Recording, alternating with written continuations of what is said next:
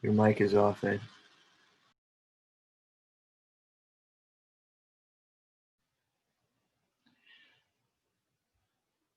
Welcome. I'm so happy to see you all. We got a full house today. In the middle of my screen is Vesselina, and all the squares are arranged around her. Underneath her, though, is darkness. Martin doesn't have his camera on. And underneath that, Brenda doesn't have her camera on, but she's the center. It was very enjoyable, Stevie, to see you with your cat this morning. That's one of the most interesting pictures you've sent in a long time, how you massaged her ear. It is a she, isn't it?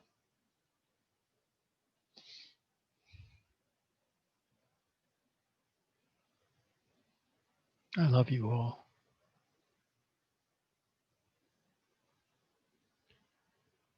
Yesterday was an extraordinary day for me.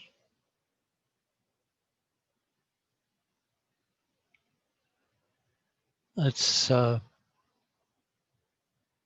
day of such marvelous experiences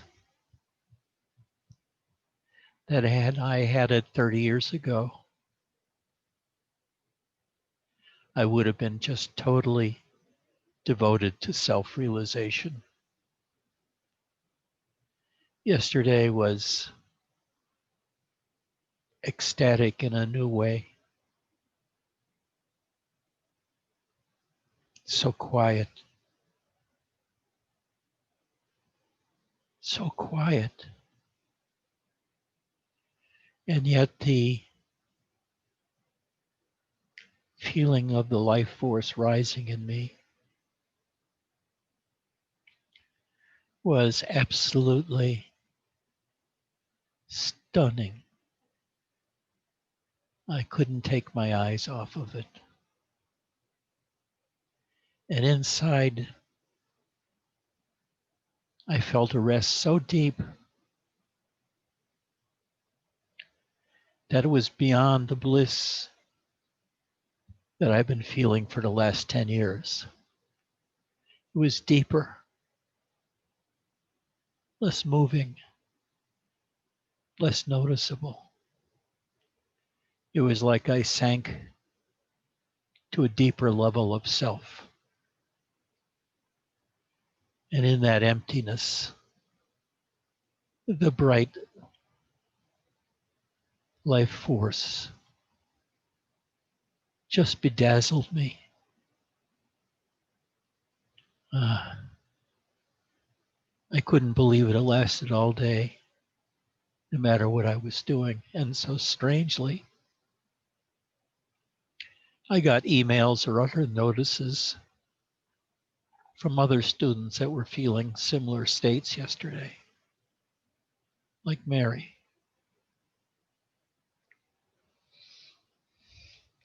Mark doesn't bother writing me about his states anymore. He waits till he gets here and then he tells everybody. Mary, can you describe what you experienced yesterday? Can you put it in words?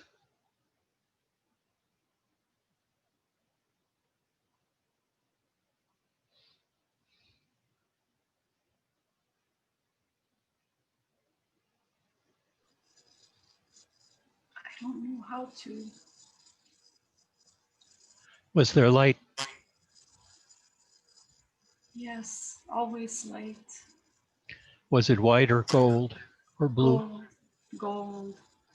Did it rise or settle downwards?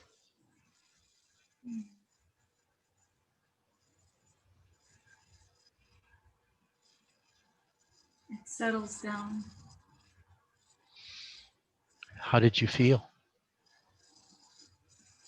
Did you feel any bliss, or was it deeper than bliss?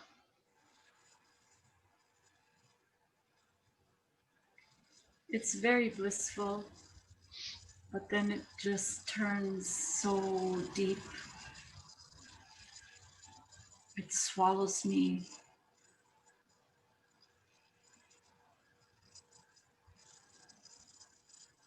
And there's just such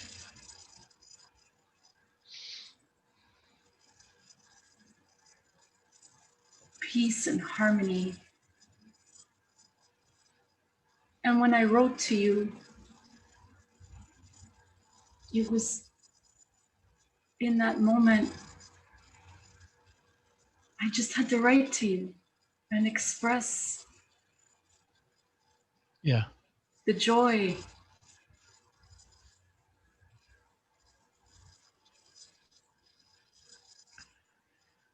Do you know, for 40 years or so, my practice was looking into the abyss inside the emptiness and try to find the I am, and going ever deeper in emptiness. But surprise, surprise, there is no end to the emptiness. It goes on and on and on and on, no matter how deep you go. Observationally, there's just more emptiness. The magic change happened in 2010 because I fell in love. And because of that, my searching changed from observing to feeling inside of me for the I, or whatever was inside of me, not labeling it I or anything else. And over the years,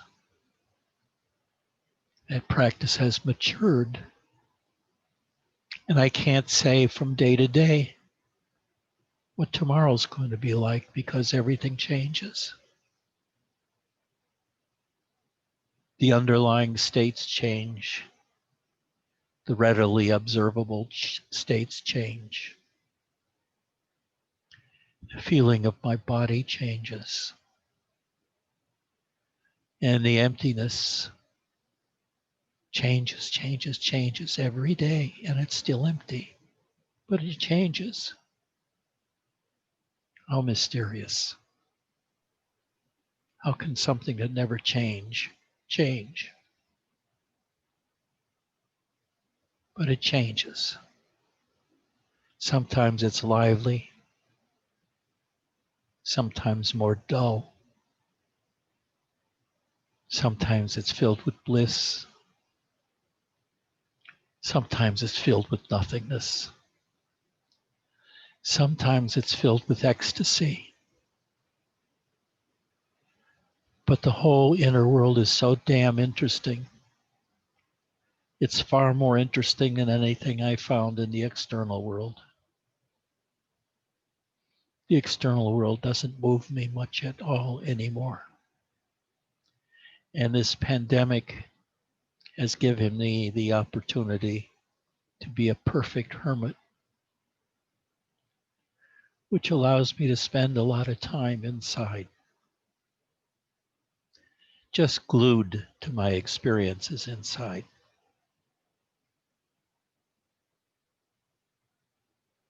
How many know what I'm talking about?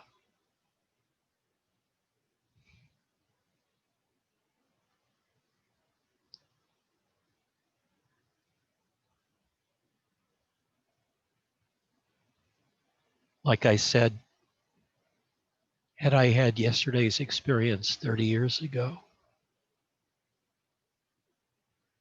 I would not have done anything more the rest of my life than to sit in a chair, relaxing more and more to get down to that ground level of being, which level keeps sinking deeper and deeper. There's emptiness, and like space or the emptiness before, it's unending. Before it was the observation of space, of emptiness that was unending. It kept going and going and going, no matter how deep I looked into emptiness. There was no end, there was no boundary, there was no border. Now it's the same with feeling. There's no end to the depths of feeling. My sensitivity keeps increasing, and the emptiness keeps changing, changing, changing. Darkness gets filled with light. Light changes color. But oh, am I fucking happy.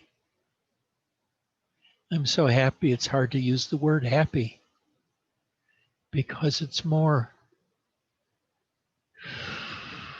deep than happiness. Happiness is like on the surface. It's not so deep that I would call it deep peace.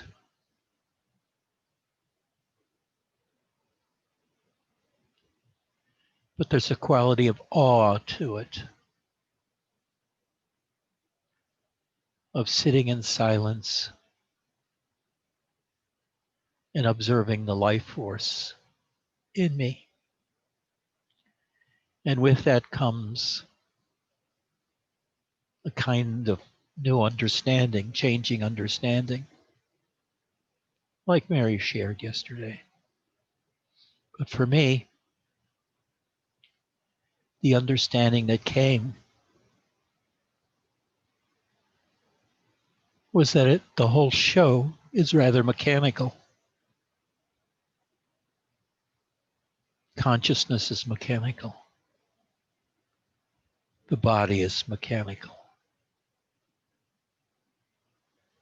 The only thing that didn't seem mechanical was the life force.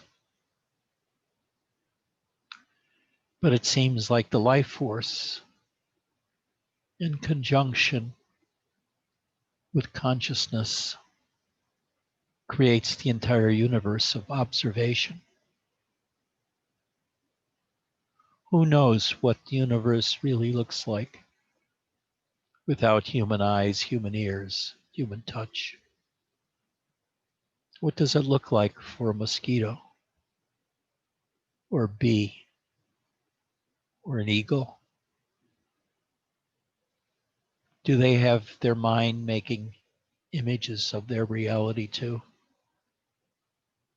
Or are they caught in just the experience of the world? Humans aren't caught in the experience of the world because they create the world with their mind. As you grow up, you get more and more knowledgeable about your world. And it's all ideas gained over a period of time. How rare for any of us to live in the pure perception of the world. And as of now, it's hard for me to know what's real and what's not real, what's just experience and what's created by my mind.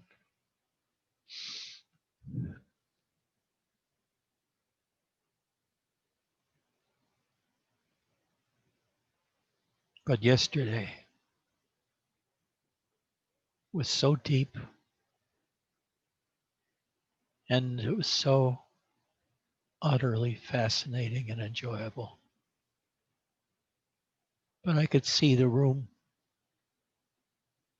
for increasing depths because there's still a veneer of body tension throughout my body. It's very subtle, but it's still there. And it hides the absolute depths of my experience of feeling empty.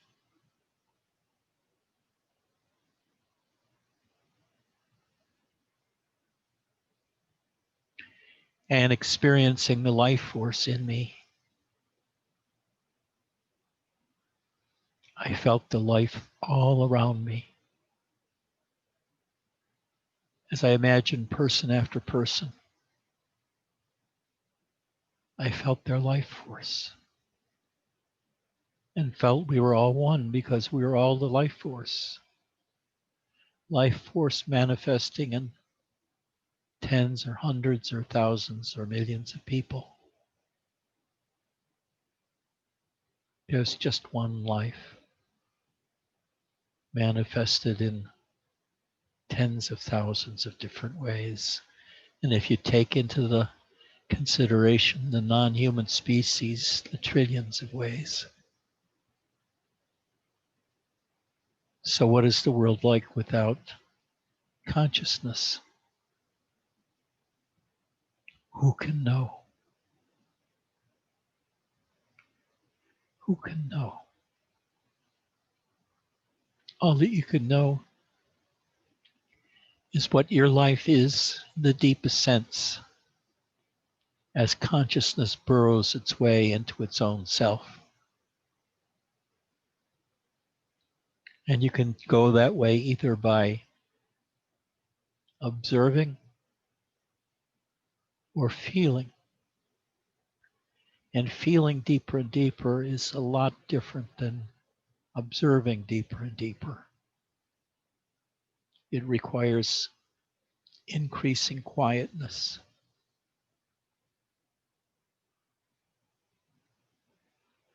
It requires learning how to relax. For me, that's especially true of my back muscles.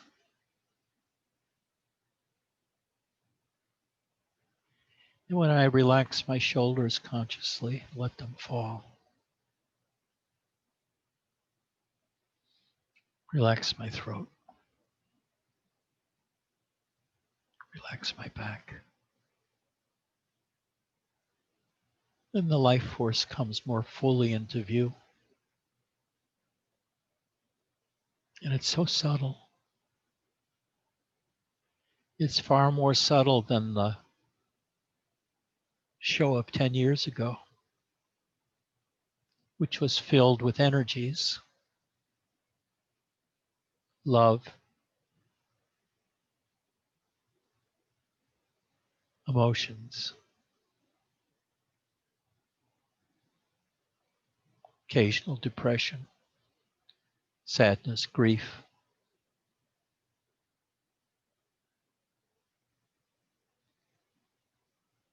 But yesterday I knew for sure that even love was mechanical.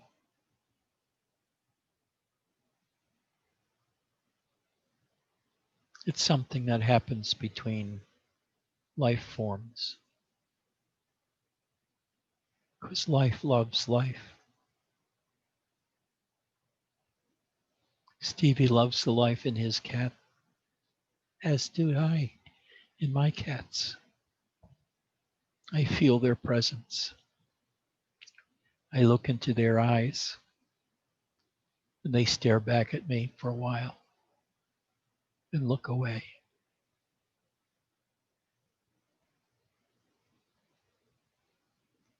Cats generally don't win at stare downs. Dog can stare happily right at you for a long, long time. But cat looks away. Cat is more subtle than a dog. It feels things more deeply. Gets shy more easily.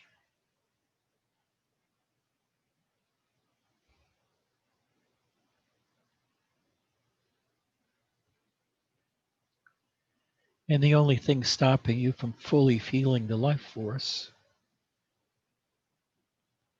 is the residual tension in your body. Without that tension, everything would be available to you. The life force, emptiness, consciousness. Consciousness is like a thing too, like a balloon filled with sentience. But sentience is a thing of spirit.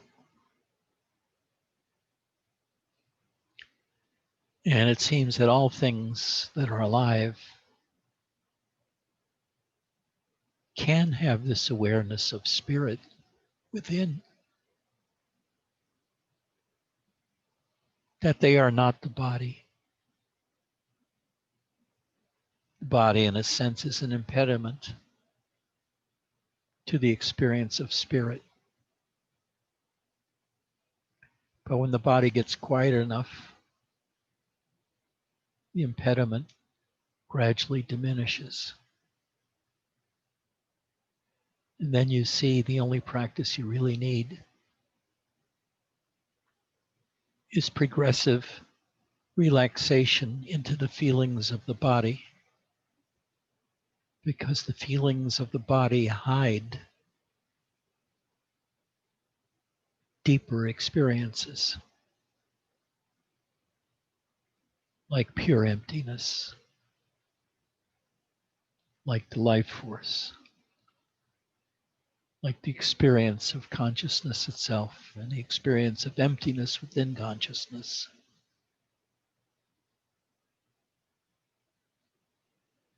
But as you dig deeper, you become a true explorer, much as Stanley and Livingstone explored Africa. You are exploring the depths of your soul, of the human experience, of the experience of life. I was reading a bit by Samuel Long, one of my Facebook friends, who was trained with Tibetans. And they talk about Bardo state after death as being apparently very frightening, because all sensory experiences are enhanced as you die and after you die. Well, I certainly haven't reached the Bardo state. I really doubt that it exists, because those who talk about it, what it's like after death. But so far as I know, they're not dead, although they may have imagined themselves dead, like Ramana did. Can anybody tell me what it's like to be dead?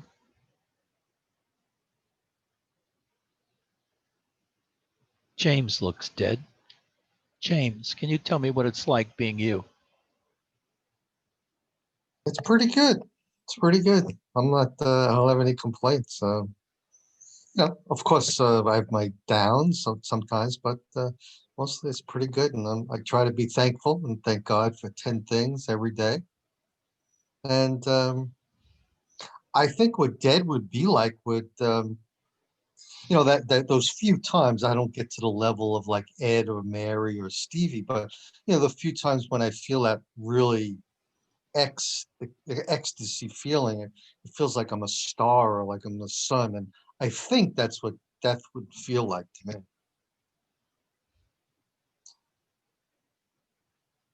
Vesselina, what is death like to you?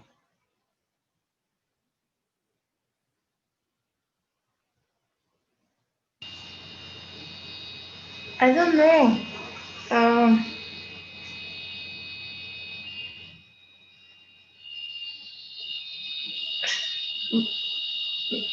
I don't know. When I'm super scared of something, that's how I feel.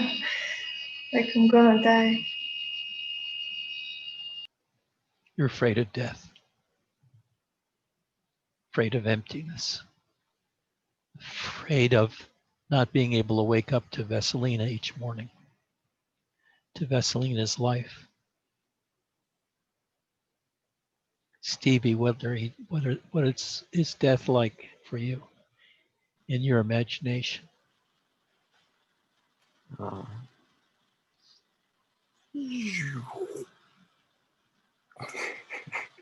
I have no idea what that means.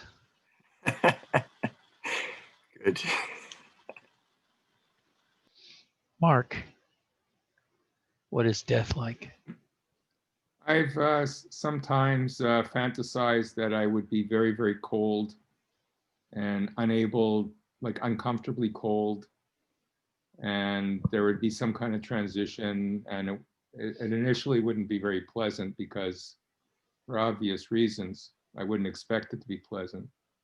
But eventually, I assumed the channel would change and it would cease to become horrific or very unpleasant. And also in the Beatles song, She Said, there's a line there that says, she said, I know what it's like to be dead. I know what it is to be sad. And she's making me feel like I've never been born. So maybe there's something there in She Said, She Said. You know, there's a guy on MSNBC, Ari Melber, a reporter, who keeps making references for his philosophy to rappers. But you make references to Beatles songs for your philosophy of life and death. That's deep. Mary, what is death like for you?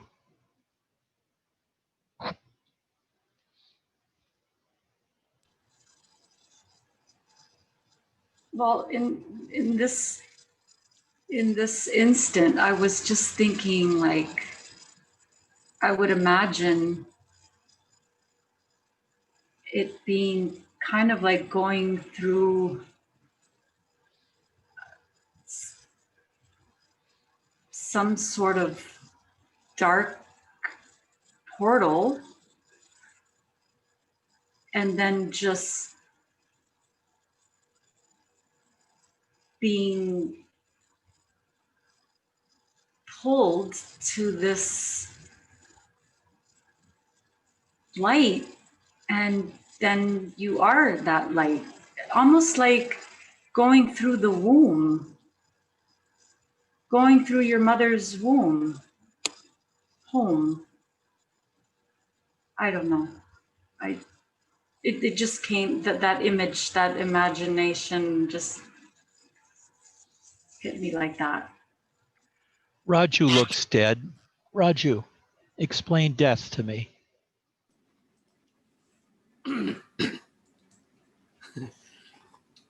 You know, as you started to talk about the magnificent experience that you had, in somehow I was a bit disillusioned that you were taking us towards immortality, and now the death is kind of a monkey wrench in that thought.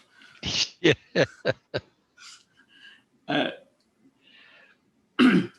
In both ways, death or birth, if I am traveling towards realizing who I truly am, I'm separating from my body and mind, and what is left is who I am. Whether I'm realizing the truth or whether it is death, the process is the same, I think.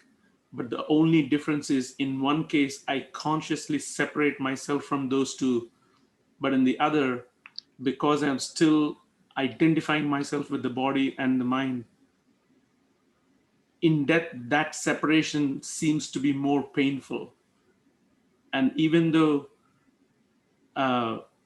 it is happening for you naturally, we don't want to give up what we think we are, and that probably is a very painful process for those who have not gone through self-realization. So that's why you talked about twice born, probably, a month ago or two.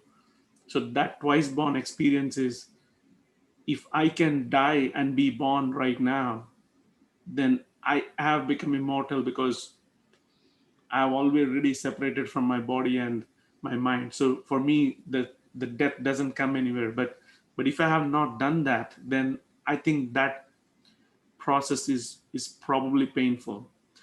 In my own family, I heard about my grandfather who basically told uh, my mother and probably her siblings that he said, I'm going to go.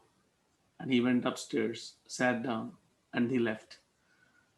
Probably there were like two or three. My grandmother, she had like 14 kids. So there was a big family, and there were at least two or three who basically had this kind of that where it was almost like they knew they were about to leave. So they said their bye and then left. So I can almost see death being different process for different people, depending on, I don't know, maybe in their spiritual development or how they are able to develop um, when you're consciously sort of, realizing versus when you haven't. So I know it's a long-winded explanation, but hopefully I was able to convey. Yeah, you were very good. Enrique, what is death to you? No clue, Ed. No clue. Really don't know. Good answer. Neither do I. I'm just fucking with you.